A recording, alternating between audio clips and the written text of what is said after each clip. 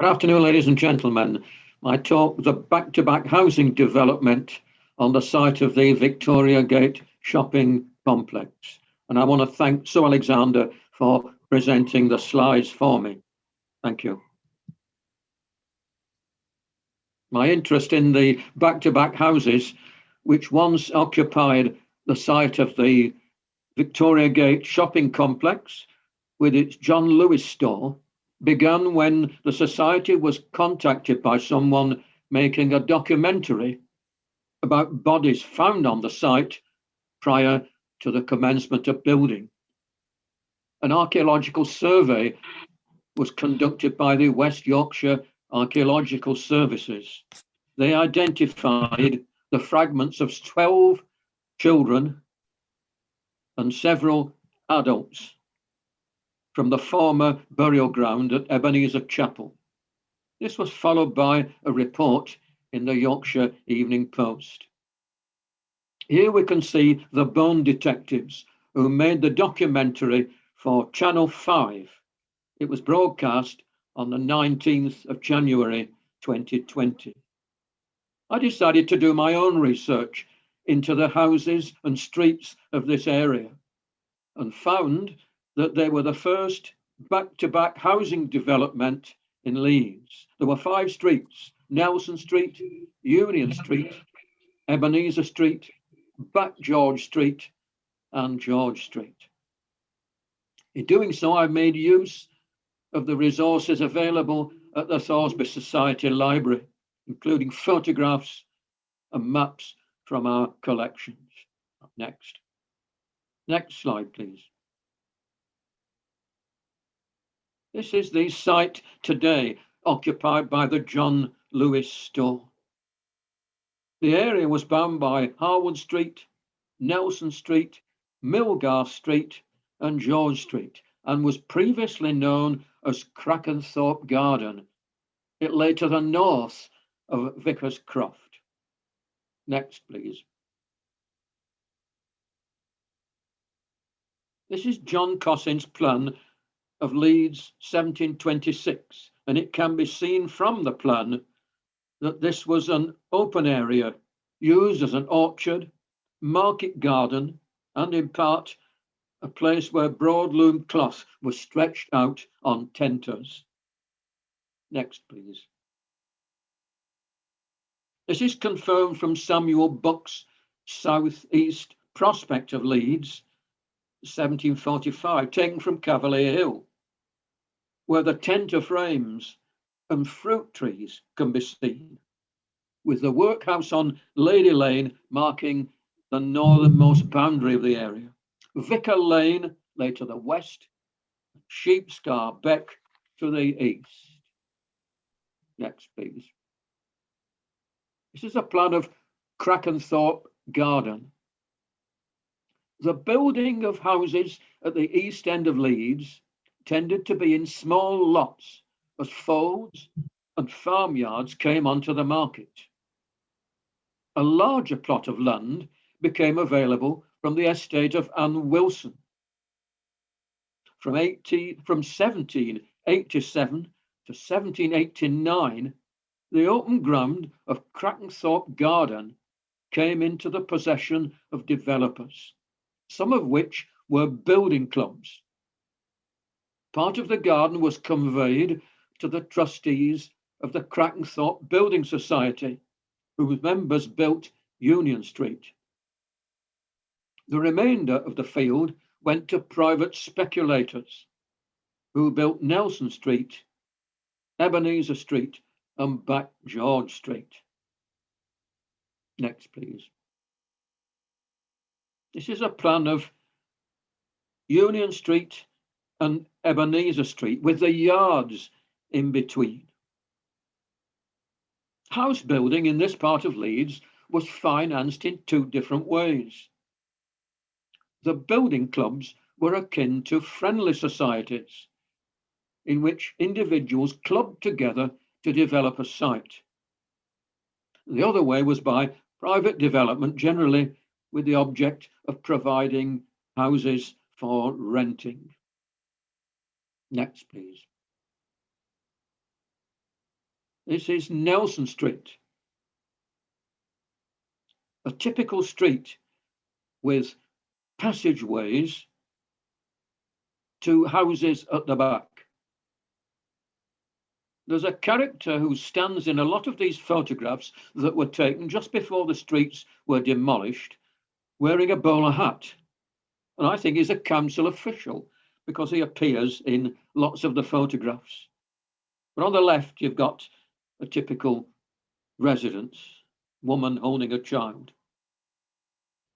The type of houses they built were known as back-to-backs. They were laid out facing each other across the street, but the plots were large enough to take a second house back-to-back with the first. They were a brick construction with slate roofs, stone steps to a front door, a ground floor window, and a bedroom above. Next, please. This is Dawson's Yard off George Street. Our council official, different hat on today. Access to the houses behind was through a passageway at ground level. The houses were not considered to be low quality, inferior housing. Indeed, many of them remained until the slum clearance drive of the 1930s. The problem was that the environment deteriorated around them. Next, please. This is the cover of the Leeds Trade Directory for 1798. And I ask, who were the people who moved into these new houses? In general, they were craftsmen, artisans, and retailers who were already established in the town and had moved out from the more crowded accommodation in the streets and yards of Brigate and Kergate.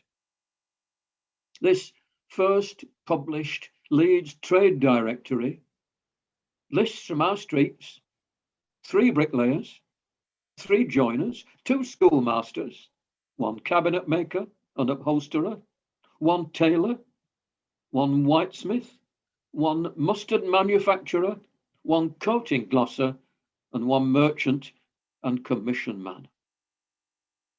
They were not poor people, but hard-working and aspiring working class looking for a better life for themselves, and who may well have been stalwarts of the local chapels. This spread of interests is confirmed by Bain's Directory of 1817, which lists 136 persons from these streets and their occupations. By then it had become a flourishing community with a wide spread of occupations, and served by chapels, schools, and bakehouse. There are 3 teachers, a nurse and midwife, tailors, shoemakers, bricklayers, joiners, and merchants. The most represented occupation is that of cloth dresser or cropper, of which there are 19. The cloth dressers were the people who finished the cloth and the most highly paid at that time in the textile industry. Next, please. This is a drawing of Ebenezer Chapel taken from a lantern slide in our collections.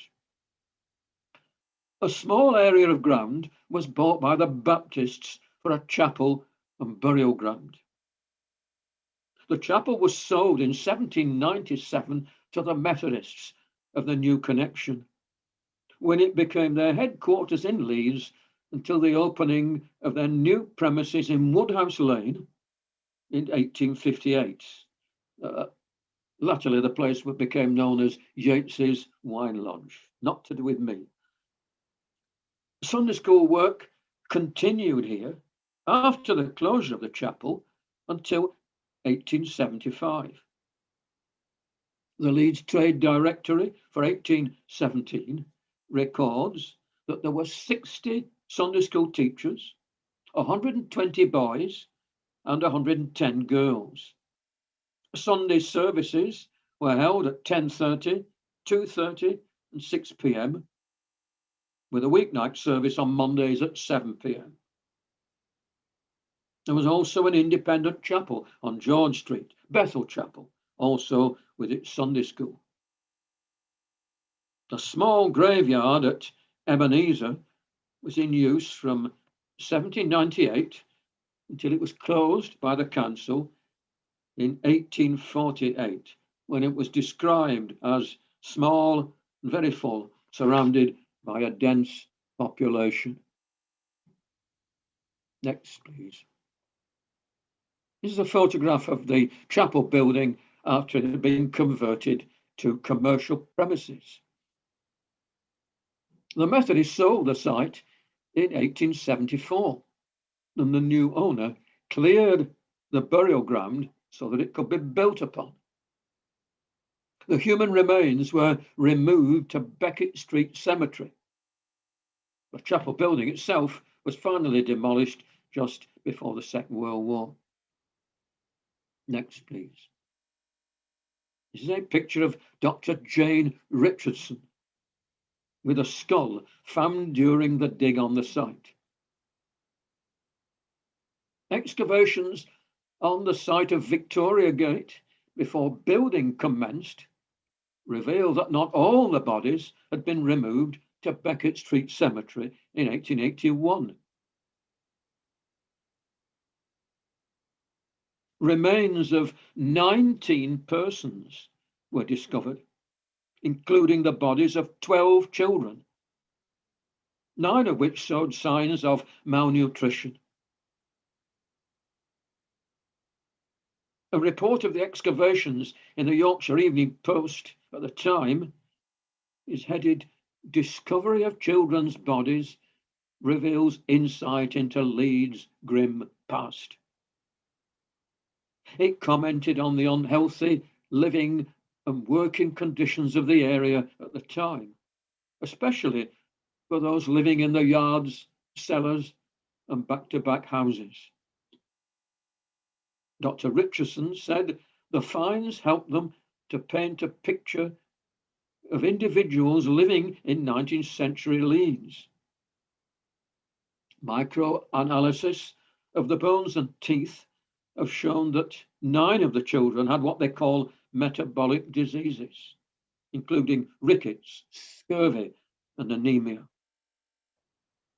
The suggestion was that all back-to-backs were insanitary in themselves. Next, please. This is Giles' plan of the town of Leeds, 1815.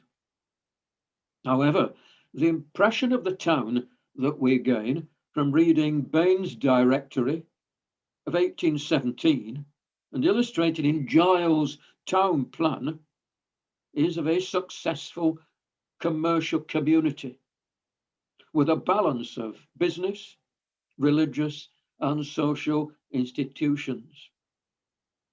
The housing development on the former Crackthorpe Garden was almost entirely residential, without manufacturing industries.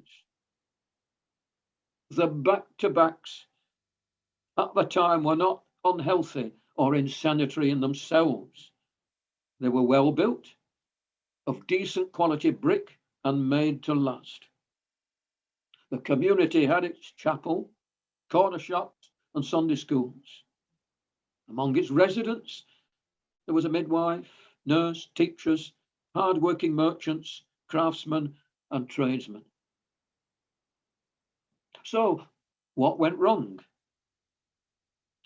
The bombshell of the cholera epidemic of 1832 drew attention to the increasing problem of overcrowding, lack of proper sanitation and clean water supply, and smoke pollution, which began to blight the east end of Leeds, including the streets that we're considering.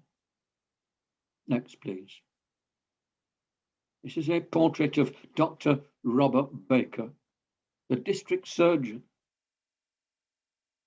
Data concerning the cholera outbreak was collected by Robert Baker for his report to the Leeds Local Board of Health, 1833, with its accompanying Cholera Plan of Leeds, drawn by Charles Fowler. It identified the streets most affected by the disease. Baker's analysis concentrated on the insanitary and unpaved streets, lack of proper sewage disposal, accumulation of refuse and smoke pollution. Ash pit privies were not emptied, and effluent seeped from yards and streets to create a breeding ground for disease made worse by the hot days of summer. Although it was not realized at the time, these conditions caused the pollution of water supplied from wells and pumps in the streets and yards, and which carried the cholera bacteria.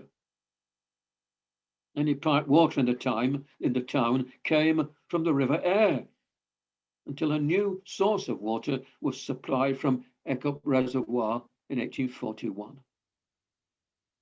Next, please. This is Fowler's cholera map that was attached to the report.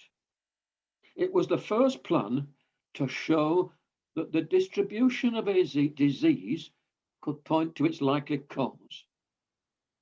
The areas affected by cholera were coloured in red, shaded on this map. Its wide use outside Leeds led to the town's reputation as a dirty and insanitary place. Baker's report describes our streets, generally unsewered and only poorly paved. Back George Street, a dirty, confined street. Back Nelson Street, confined and dirty. Ebenezer Street, a very dirty street. George Street, Beck at the bottom. Nelson Street, a very confined street. And Union Street has many dirty yards. Next, please. This is a more detailed sanitary map. The areas affected by cholera are coloured in brown on this map. Deaths during the 1832 cholera epidemic were recorded by Baker as follows. Back George Street, 6 cases, 2 deaths. Back Nelson Street, 1 case, no deaths.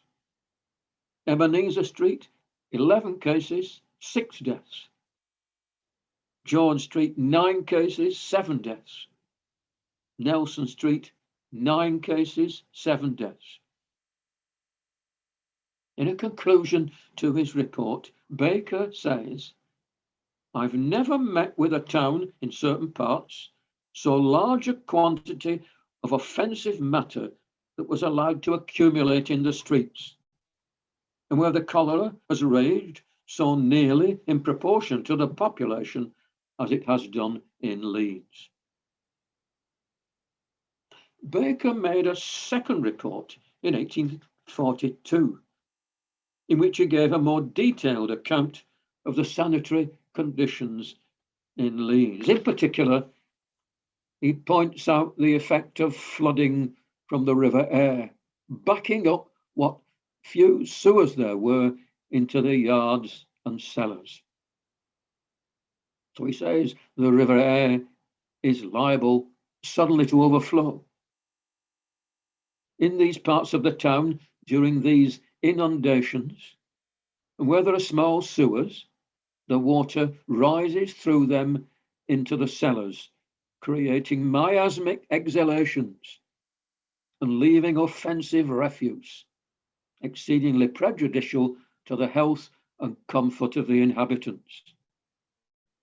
The condition of the Timble Beck is much worse for drainage, for the bottom has been raised by continual deposits as much as 1 or 2 feet in depth.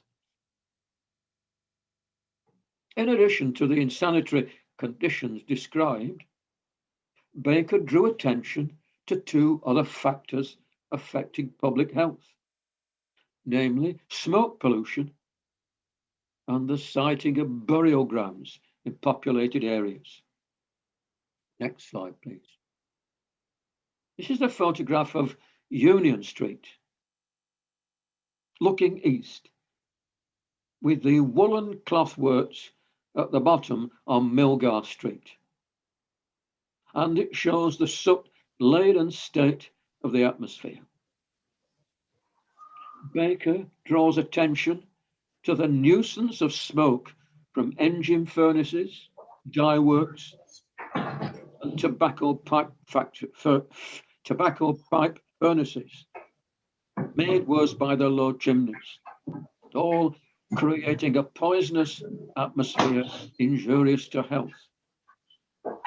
He also mentions a covering of irritating dust which covered the streets and penetrated the houses. The Timblebeck is just the other side of the Ladybridge Mill that we can see at the bottom of this photograph, and that's where the tobacco pipe furnaces and dye works were situated. Next, please. Another view of Ebenezer Chapel with its graveyard. The small chapel had a graveyard attached, surrounded by a wall. There was a health problem caused by burial grounds in populated areas, especially the practice of exhuming bodies long before they'd been decayed for removal to other graves in order to make room for further burials in churchyards. This practice affected the Church of England more than nonconformist chapels, although overcrowding here may have led to several shallow burials. Next slide, please. This is Harwood Arms Yard. The site of 5 streets was surrounded by 8 inns on Vicar Lane, Ludgate Hill and Milgar Street, with the Harwood Arms on Ebenezer Street and the Black Swan on Nelson Street. There were also a number of beer houses. These drinking shops were where the local men would go to drink rather than to the inns. White's Directory of 1853 mentions 3 beer houses in George Street, 1 in Harwood Street. There was also an eating house in George Street and 1 on Harwood Street. Next slide, please. This is the 5-foot Ordnance Survey map of 1850 showing our 5 streets. All in all, what was under criticism, I think, was not the form of back-to-back houses as such, but the number of streets and courtyards built into a confined area without proper drainage, sewage disposal, or clean water. What do you suppose that women did in the morning when they came out with full chamber pots, but slashed them into the streets so that they seeped along, creating further rubbish and ill health? The 1830s and 1840s were the low point in standards of health and sanitation. The builders of houses had no obligation to pave the streets or to provide any sewage disposal or water supply, and no one had any responsibility to remove rubbish or to empty ash pit privies. The few sewers in existence were often blocked or overflowed by backflow of water in times of heavy rainfall.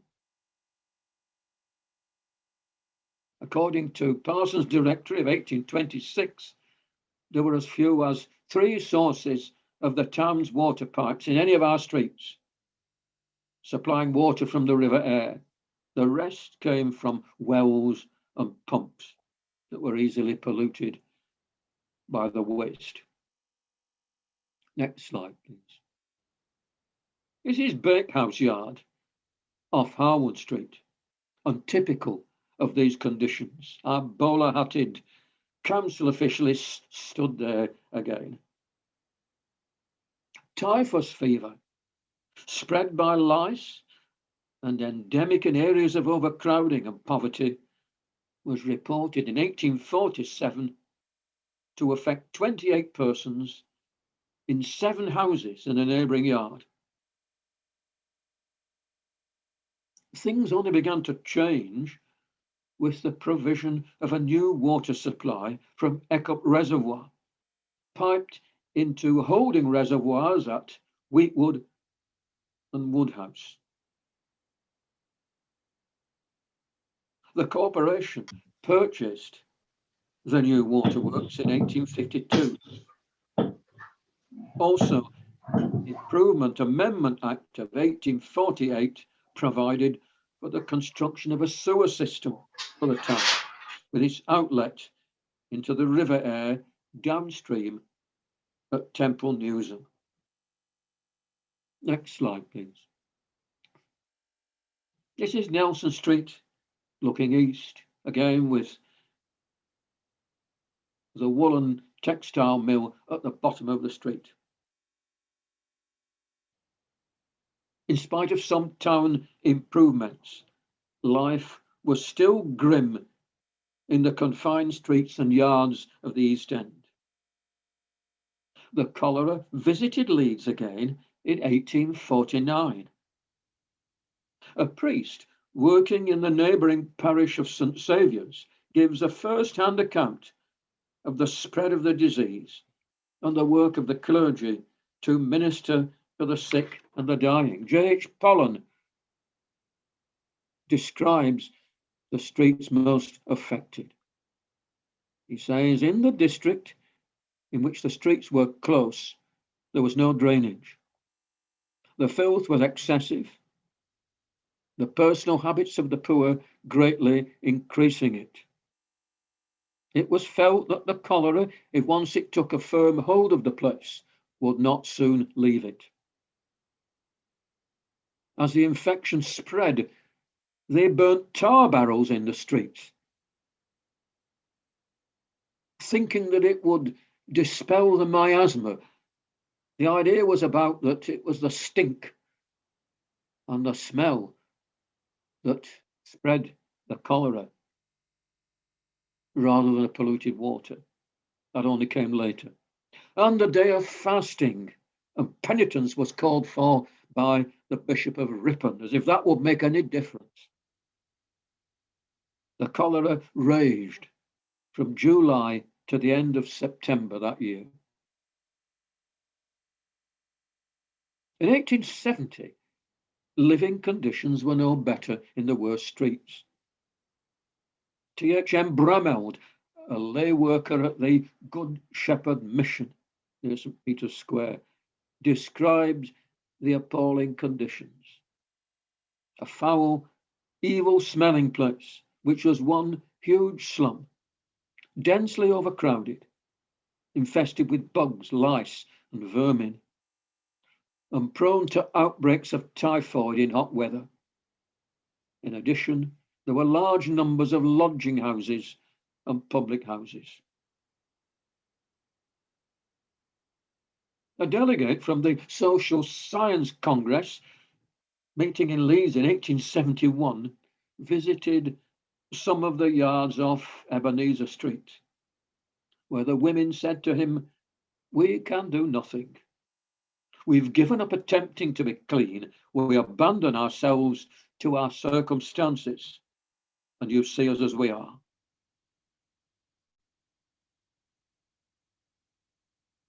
A review of the maps of Leeds shows that in 1866, Braille's map, all our streets were intact. The accompanying directory shows that in George Street, there were 3 public houses, 1 temperance hotel, 3 eating houses, a pawnbroker, and 3 second-hand clothes dealers. It's all a much lower social profile for the inhabitants than at the beginning of the 19th century and at the end of the 18th century, when these houses were first built. Poverty and overcrowding meant that the area deteriorated even further, so that the town council was eventually moved to do something about it. The Crackenthorpe group of streets were among the first where the corporation used its powers under the 1870 Improvement Act for the purchase and clearance of insanitary buildings. But it would be another 70 years before all these back-to-backs in the 5 streets were demolished. Next slide, please. This is McCorquodale's map of the Borough of Leeds, 1890. By 1890, the central part of Ebenezer Street, the north of Back George Street, and the south row of Union Street have been demolished, leaving an open area. Nelson Street and Ebenezer Chapel building were left standing. The Kirkgate Open Market now occupied part of the south side of George Street. Bacon's plan of 1900 shows that the Union Street public baths and wash house have been built in what was previously the open space left by the demolition of Ebenezer Street. Next slide, please. This is a photograph of the interior of Union Street baths. You can see the half wooden doors of the changing rooms on the left. The most important facility of the public baths wasn't as a swimming bath, but a place where people could go to have a bath, referred to them as slipper baths. Next slide, please. Here we see the exterior of the Union Street baths. It wasn't demolished until the 1960s, and you can see the new range of East Street beyond. Next slide, please. The Ordnance Survey map of 1932 shows that the hedgerow had been extended to East Street, made possible by the demolition of Nelson Street. The north row of Union Street and George Street are still standing. Finally, in Kelly's plan of 1947, only the public baths and wash house remain on the site. The Quarry Hill Flats have been built to the east. Subsequently, the baths were demolished in the 1960s, leaving the area as a car park with Millgarth Police Station at one end. Many of the photographs of these streets come from a volume that we have at the Thornby Society called Views of Old Leeds, being photographs of properties demolished by the corporation in their schemes for the improvement of unhealthy areas of the city. If you're wanting to do research in an area of the city, at the Thornby Society we have a wonderful collection of photographs and other images. You can back this up by looking at our wonderful collection of maps, and we also have an extensive library of trade directories to find out who lived where and what their occupations were. So I'm finishing by what I call then and now. Next slide, please. Then, this is Nelson Street, looking west. And now, this is Eastgate, looking west, almost along the same trajectory. The suggestion has been put about that back-to-back houses resulted in degrading and dysfunctional slums. and that every back-to-back development was as bad as the notorious boot and shoe yard of Kirkgate. It has been said, death, disease, moral squalor, poverty, high poor relief, and high crime rates were found under the same group of roofs, making up what increasingly began to be known as the East End. Well, this might be a description of the worst yards, but the Crackenthorpe Garden development represented the first through streets in the East End of Leeds. Their early occupants were semi-skilled artisans and their families. Of course, conditions were far from ideal, especially before the provision of clean pipe water and better. I'd like to suggest that our group of 5 streets came under particular criticism from the sanitary reformers and social commentators because they were adjacent to the town centre, easily visited by those who wanted to make their point. They began as decent housing at the end of the 18th century, but as time went on, overcrowding and poverty led to their deterioration into insanitary slums. They only survived so long because they were basically well built. And so I finish here. Thank you very much, ladies and gentlemen, for your attention. Thank you, Roy, for that most interesting talk. We have one comment and also a question from Linda Kitching, which I will read. So first of all, Linda says in relation to the Ebenezer Chapel's reburials that she has a photograph of a tablet from there showing the permission by the Home Office, and she very kindly says that she will send that to the Thorsby Society for our records. So thank you very much, Linda. That's very kind. There is a tablet in Beckett Street Cemetery, yes, indicating where the bodies were laid to rest after they've been exhumed and reburied. I think that's what Linda's doing. But Linda also asks, was the Crackenthorpe estate, Crackenthorpe Gardens, part of a family estate? It's part of a family estate of Anne Wilson. Yeah, I don't think that it was related to the Wilsons who developed the Park Estate.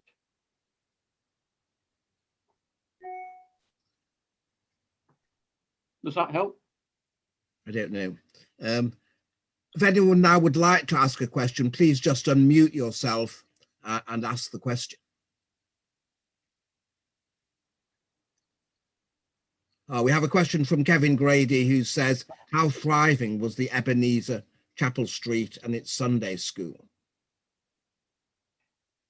It was a thriving chapel, but I don't think it impacted very largely on the 5 streets around, because the Methodist New Connection drew people from all across Leeds, and they came in to the chapel for that particular religious ethos that they wanted to develop.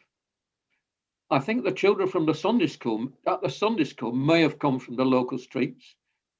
But when you look at the baptismal register, you'll find that they're from all over Leeds. And the social profile of people, the fathers' names in the baptismal register, again, shows that they are skilled and aspiring working class, and a few middle class persons. Not many labourers. So Roy, just to continue, the Sunday school teaching, was this entirely religious? To what extent was it teaching kids to read and write? And was it the only education some of these kids got? When the Sunday school was founded, there were all these number of teachers that I mentioned, but it was under the leadership of a superintendent who was a trained teacher. And I think they taught the children to read. basically so that they could read the Bible eventually. And then there was religious instruction as well. This happened in the Methodist New Connection setup. In the Wesleyan setup, they were not that keen on giving secular education on a Sunday, but this is what happened at the New Connection. And I think people who went there, a lot of them wanted to be socially upwardly mobile and thought that they could help others to move further up that ladder of advancement. And were there any Methodist day schools in that period? I haven't come across any in this area. Hmm. And the early Methodist schools tended to be boarding schools, like at Woodhouse Grove and Ashfield College. But Woodhouse Grove was the earliest one in this area. But I think the building of day schools came later. Yeah. Than the development of these streets. I've found recently, Roy, in John Udall's poetry book called The Hunslet Toll Bar, verses written after a visit to the Methodist Sunday School of Hunslet. And it starts with saying about Hunslet, the town remarked for ages past, where wickedness doth reign. An antidote is found at last, its honour to regain. This very Sunday school, do doubt, if but conducted well, will help to bring about this change, as knowledge doth excel. Right. It has the most marvellous ring to it. It goes on for about 15 verses about wickedness, etc. But what it also says is there were 800 scholars gathered there and taught to read that word which teaches youth to love and fear that ever-present Lord. Yeah. But it's the number 800. Vast. There was a very large Sunday school, but there were over 200 at this small chapel on Ebenezer Street. Do we have any more questions from anybody? Just unmute yourself and ask the question. No more. Can I ask a question? Yes, go on. Go ahead. My name's Brian Sanderson.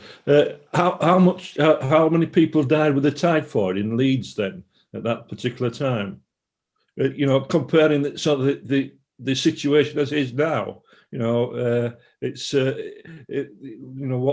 was the percentage at that particular time? I can't answer that question. All I did was get the figures in Right. Baker's report of the number who died of the cholera in the streets that we're looking at.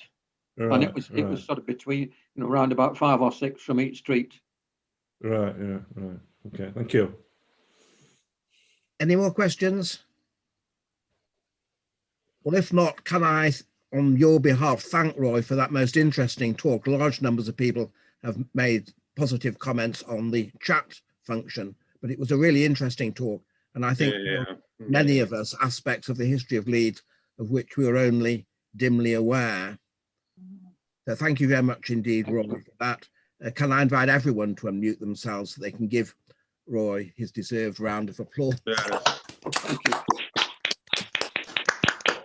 One more lunchtime talk next week when Steve Burt will be talking about Hunslet and the cholera epidemics of the 19th century, which to some extent follows the theme of today's talk. Thank you all for your participation. We hope to see you all again next week, and we hope you enjoy the rest of the day. Goodbye. I've seen him there before. Thank you. Thank you very much. Thank you. Yes, very good, Roy. I'd like to thank you Sue for putting the slides up again. Wasn't it? Leave. Have a leave meeting.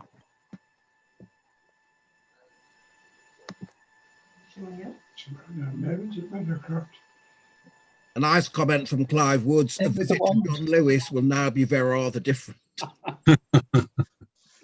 The answer to the question about how many people were killed by the cholera was 700 in 1832, And according to that famous book by Burton Grady, over 2,000 in 1849. Yeah. All very significant. Anyway, that's great talk, Roy. Yeah, thank Really you very interesting much, to Kevin. see all Yeah. the views. And the important thing is that I've been using material that we have in the Thornbury Society Library.